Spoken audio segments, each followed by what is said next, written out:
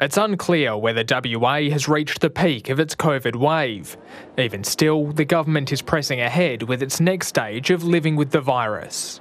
Our hospitalisation rate is now tracking far below what the modelling indicated, and our intensive care rate is tracking at about 1/10 of what the modelling indicated.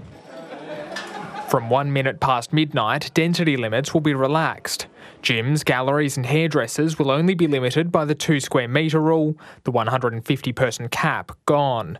Cafes, restaurants, nightclubs and function centres will also have to follow the 2 square metre rule, capped at 500 people. Seated entertainment venues and stadiums will return to 75% capacity, and community sport can welcome back spectators.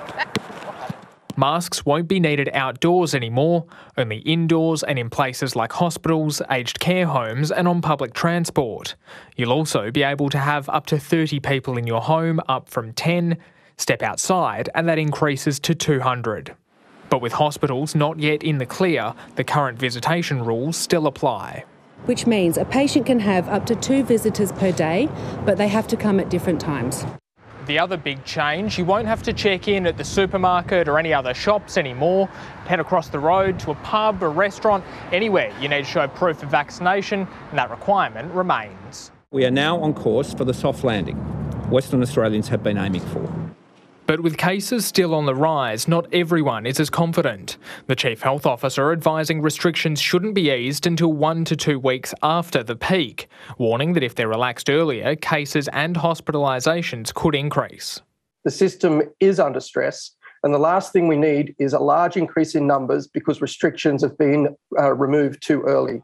The Premier's confident the shift is coming at the right time.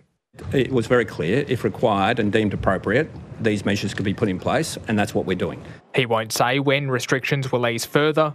That will depend in part on what kind of impact the changes have, particularly on the health system. Keane, Bourke, ABC News.